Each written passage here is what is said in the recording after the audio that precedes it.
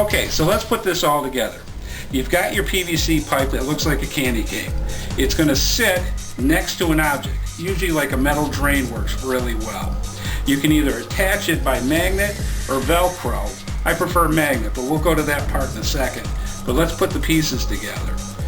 This is how it stands. Everything is solid and connected. The 35 millimeter has a magnet at the bottom of it. The way this works is you take the 35 millimeter with the logbook inside, you place it magnet first into the cache. When you do that, you give it a little shove. A lot of times it'll fall right into place. You give it a little shove. Hear that? The cache, follow this down. The cache is now here at the base. The magnet is pointing straight down. Now I said before that you need another second 1-inch magnet. Why? Because what you do in this case is you take the magnet, the two magnets connect together and hold it into place. So you can actually shake this right now, and this magnet is keeping the cache right here. Really sneaky, and for some reason this drives cachers nuts. Now to retrieve it is very simple. The cacher takes the first magnet out, and you can hear it moving around. You turn it upside down, out comes the cache. That's how it works. So let's put the final touches on this cache, which is really a fun one to make.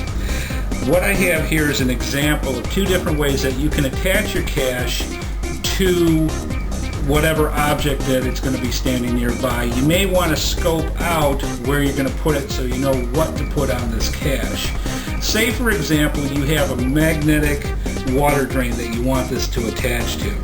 What I would suggest in that particular case is to take 2 or 3 magnets, get some epoxy, and glue one at the top, one at the bottom, and maybe another one on the side here.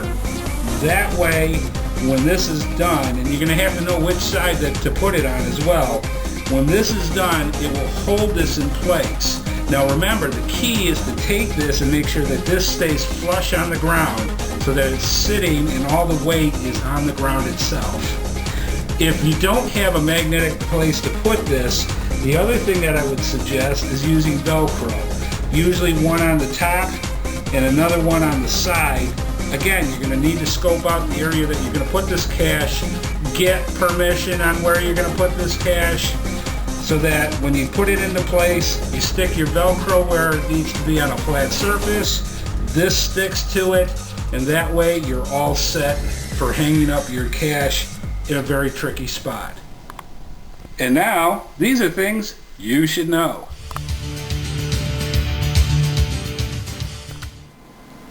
Hey folks, HeadHardHat here. You know, making caches can be a lot of fun. You could really be creative and come up with some very inventive ways of hiding geocaches. The one point that I want to make to you that you need to consider is good old-fashioned common sense. Where you place a cache, you want to make sure that the other cachers that are out there are safe. So in other words, don't stick a cache in something like an electrical box. Put it into a safe area so that everybody, including kids, keep from getting hurt. The other major thing that you want to do is make sure you get permission where you put a cache.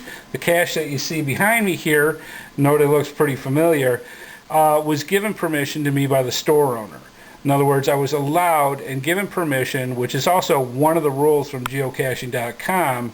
You get permission where you put your cache. That way you don't have to worry about the bomb squad showing up and you getting into more trouble than you ever would have imagined.